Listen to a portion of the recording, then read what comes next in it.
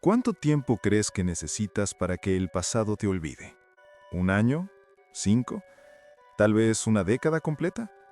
Para Ramón Salcedo, la respuesta parecía ser 12 años exactos. 12 años viviendo en una ciudad donde nadie conocía su verdadero nombre, donde nadie sabía que una vez había sido el brazo derecho de uno de los hombres más peligrosos de México, donde nadie imaginaba que había traicionado a Joaquín El Chapo Guzmán y vivido para contarlo. Marzo 15, 2024, 7:47 de la noche. La cantina El Refugio, en las afueras de Guadalajara, se llenaba del humo de cigarrillos baratos y el sonido de rancheras que salían de una rócola oxidada. Ramón se encontraba en su mesa de siempre, la número 7, riéndose a carcajadas con sus compañeros de trabajo de la fábrica textil. Su cerveza Corona sudaba sobre la mesa de madera manchada mientras él contaba por enésima vez la historia de cómo había esquivado a sus supervisores esa mañana. Era un hombre diferente, o al menos eso creía. Los años habían suavizado sus facciones, había ganado peso, su cabello ahora tenía canas que le daban un aire respetable. Sus manos, que una vez habían sostenido armas y contado millones de dólares en efectivo, ahora solo conocían el aceite de las máquinas y el sudor honesto del trabajo duro. Había construido una vida simple, predecible, segura. Pero en el mundo del narcotráfico, la seguridad es solo una ilusión que se desvanece cuando menos lo esperas. Y Ramón había cometido el error más peligroso de todos. Había bajado la guardia. Durante 12 años completos, había caminado por las calles sin mirar por encima del hombro. Había dormido sin verificar las cerraduras 2 veces. Había vivido sin el constante peso de saber que cada día podría ser el último. La traición no había sido personal, se decía a sí mismo en las noches cuando los recuerdos lo visitaban. Había sido supervivencia pura. Cuando la DEA le ofreció inmunidad a cambio de información sobre las rutas de distribución de El Chapo, Ramón vio una oportunidad de salir del juego antes de que el juego lo sacara a él. Había entregado ubicaciones, nombres, fechas, información suficiente para desmantelar una red que había tardado años en construirse. El Chapo había caído, sí, pero su organización era como una hidra. Cortabas una cabeza y aparecían 2 más. Y todas esas cabezas recordaban quién había empuñado la espada. Esa noche, mientras Ramón alzaba su botella para brindar por otro día de anonimato exitoso, no notó al hombre que acababa de entrar a la cantina. Un hombre que caminó directamente hacia la mesa número 4, esa que siempre permanecía vacía porque estaba demasiado cerca de los baños y nadie quería sentarse ahí. El hombre se acomodó tranquilamente, pidió un tequila al mesero y colocó algo sobre la mesa. Algo que brilló tenuemente bajo las luces amarillentas del local. Ramón siguió riendo, ajeno a que su pasado acababa de tomar asiento a solo 3 metros de distancia y que el tiempo que había creído su aliado estaba a punto de convertirse en su verdugo. La falsa seguridad es el veneno más dulce que existe en el mundo del narcotráfico. Te abraza suavemente, te susurra que ya pasó todo, que el peligro quedó atrás. Y Ramón había bebido de esa copa envenenada durante 12 años completos, sorbo a sorbo, día tras día, hasta convencerse de que era invencible. ¿Sabes cuál es la diferencia entre un traidor muerto y un traidor vivo? El tiempo, solo el tiempo. Y Ramón había tenido la suerte de conseguir más tiempo del que cualquier hombre en su posición merecía. Pero el tiempo en este negocio no es un regalo, es un préstamo con intereses que se acumulan en silencio. Esa noche, en el refugio, mientras las carcajadas llenaban el aire espeso de la cantina, Ramón representaba la imagen perfecta del hombre que había logrado escapar. Su risa era genuina, sus movimientos relajados, sus ojos libres de esa paranoia constante que caracteriza a quienes viven huyendo. Había desarrollado una rutina tan predecible que hasta el mesero sabía exactamente qué cerveza traerle antes de que la pidiera. Todos los viernes, misma hora, misma mesa, mismas caras familiares. Había creado una burbuja de normalidad tan convincente que él mismo había olvidado que era artificial. Sus compañeros de la fábrica lo conocían como Ramón el bromista, el que siempre tenía una historia divertida que contar, el que nunca faltaba a las reuniones después del trabajo. Para ellos era simplemente otro trabajador más, con callos en las manos y sueños modestos. Pero en el mundo de El Chapo no existen los trabajadores comunes, solo existen los leales y los traidores. Y los traidores, sin importar cuánto tiempo pase, siempre cargan una deuda que eventualmente debe ser cobrada.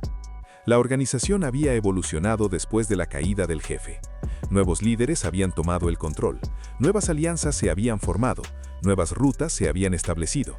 Pero hay algo que nunca cambia en este mundo: la memoria. Los nombres de los traidores se pasan de generación en generación como una herencia maldita. Y el nombre de Ramón Salcedo había estado circulando en susurros durante más de una década. Lo que él no sabía es que su ubicación había sido descubierta hacía exactamente 6 meses. 6 meses de vigilancia silenciosa, de estudio de patrones, de planificación meticulosa. Porque cuando se trata de ajustar cuentas con un traidor, la prisa es enemiga de la justicia. La venganza se sirve fría, pero se planifica con la paciencia de un cazador experimentado. Mientras Ramón alzaba su botella esa noche, celebrando inconscientemente otro día de vida robada al destino, no podía imaginar que cada movimiento suyo había sido catalogado, cada rutina memorizada, cada punto débil identificado. La mesa número 4 había estado reservada para esta noche desde hacía semanas, esperando pacientemente el momento exacto en que el pasado y el presente se encontrarían cara a cara. El hombre que ahora ocupaba esa mesa no era un sicario cualquiera, era alguien que conocía personalmente el peso de la traición de Ramón, alguien que había perdido hermanos, territorio y respeto por culpa de la información que él había entregado a las autoridades, y había viajado miles de kilómetros para estar ahí, en esa cantina olvidada, en esa noche aparentemente común. La justicia del cartel no conoce de prescripciones ni de segundas oportunidades, solo conoce de deudas pendientes y de cuentas que deben saldarse. Y esa cuenta estaba a punto de ser presentada. El pasado nunca perdona, solo espera el momento perfecto para presentar la factura. Y esa factura siempre llega con intereses acumulados que ningún hombre puede pagar. Ramón había vivido 12 años creyendo que había logrado lo imposible: traicionar a El Chapo y vivir para contarlo. Pero lo que él interpretaba como éxito, el cartel lo veía como una deuda pendiente que crecía cada día. La mesa número 4 siempre había sido la menos popular de El Refugio. Estaba demasiado cerca de los baños, el aire acondicionado no llegaba bien hasta ahí y la luz era tenue. Pero esa noche, esa ubicación aparentemente desafortunada se había convertido en la posición estratégica perfecta. Desde ahí se podía observar toda la cantina sin ser notado, especialmente la mesa número 7, donde Ramón celebraba su falsa libertad. El hombre que ahora ocupaba ese lugar no era un desconocido en este mundo. Miguel "El Silencio" Herrera había ganado ese apodo no por ser callado, sino porque sus víctimas nunca tenían oportunidad de gritar. Había sido uno de los lugartenientes más cercanos a El Chapo, y cuando la organización cayó por la información que Ramón había proporcionado, Miguel perdió más que territorio o dinero, perdió hermanos de sangre. 12 años buscando al traidor que había destruido su familia.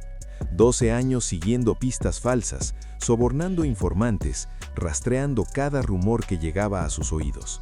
Y finalmente, una fotografía tomada por casualidad en redes sociales había revelado el rostro que había estado cazando durante más de una década. Ramón, sonriendo en una fiesta de cumpleaños de un compañero de trabajo, había cometido el error fatal de bajar completamente la guardia. Mientras Ramón seguía riendo con sus amigos, ajeno a la presencia que había llegado a cobrar su deuda, Miguel observaba cada detalle.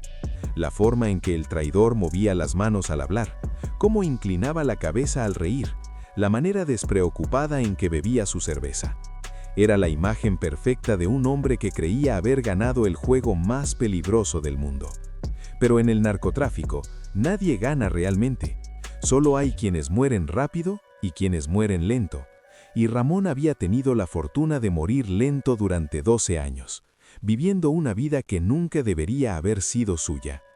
Miguel colocó su mano sobre la mesa y desplegó lentamente una servilleta de papel.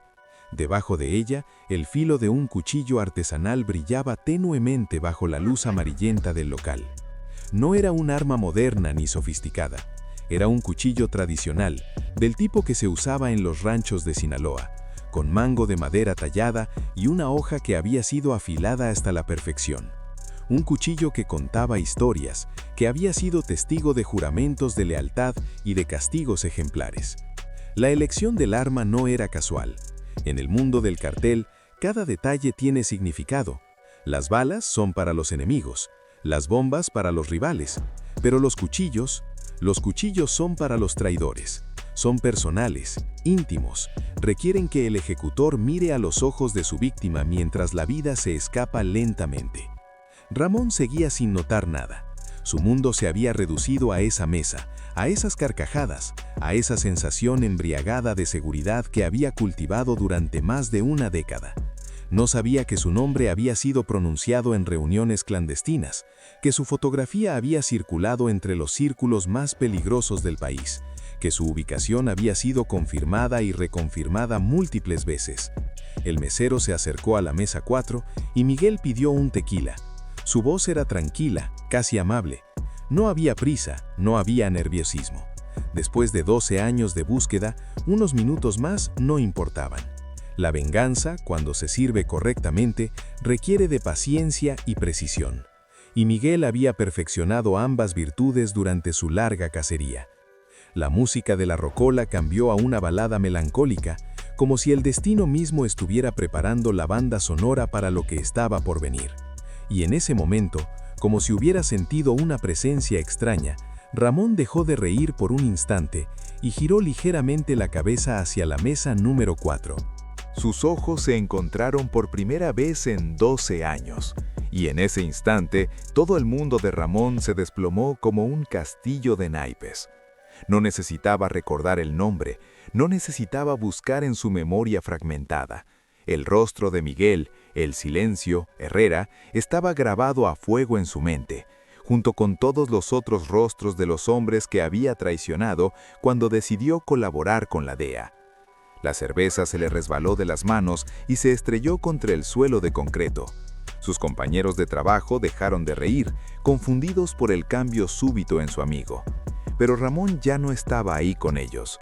Su mente había viajado 12 años atrás, a esa sala de interrogatorios donde había firmado su sentencia de muerte a cambio de una nueva identidad y la promesa de protección que, evidentemente, había expirado. Miguel no se movió. No hizo gestos amenazantes, no gritó su nombre, no se levantó de su asiento. Simplemente levantó su mano derecha y la colocó sobre el cuchillo que descansaba sobre la mesa. El mensaje era claro como el agua. El tiempo se había agotado. Ramón intentó levantarse, pero sus piernas no respondieron. 12 años de vida sedentaria, de trabajo en la fábrica, de cervezas después del turno, habían convertido al hombre que una vez fue ágil y peligroso en una versión débil y vulnerable de sí mismo. Sus compañeros le preguntaban qué pasaba, pero sus palabras sonaban lejanas, como ecos en un túnel. La cantina siguió su ritmo normal. La gente bebía, reía, conversaba. Nadie notaba el drama silencioso que se desarrollaba entre la mesa 7 y la mesa 4.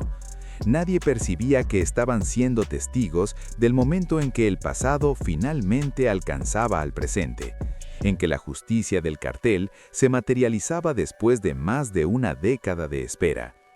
Miguel se levantó lentamente, tomó el cuchillo con naturalidad, como quien recoge sus llaves antes de salir de casa.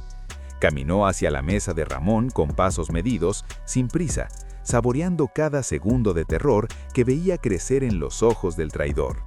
Este era el momento que había imaginado miles de veces durante 12 años de búsqueda obsesiva. Los compañeros de Ramón se apartaron instintivamente cuando vieron acercarse al extraño con el cuchillo en la mano. Algunos gritaron, otros corrieron hacia la salida. El mesero se escondió detrás de la barra, pero nadie intervino. En lugares como el refugio, todos entienden que hay asuntos que no les pertenecen, deudas que no pueden mediar. Ramón miró a Miguel y susurró algo que solo él pudo escuchar. Pensé que ya habían olvidado. Miguel sonrió por primera vez en la noche y respondió con voz tranquila. En nuestro mundo, hermano, nadie olvida nada. Solo esperamos el momento correcto para recordar. El cuchillo se alzó en el aire, brillando bajo las luces de la cantina como una promesa cumplida. Ramón cerró los ojos, no por miedo, sino por aceptación.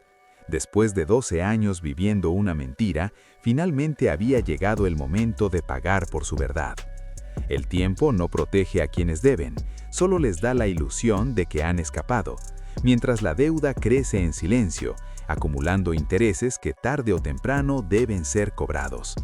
Y esa noche, en una cantina perdida en las afueras de Guadalajara, el pasado finalmente presentó su factura.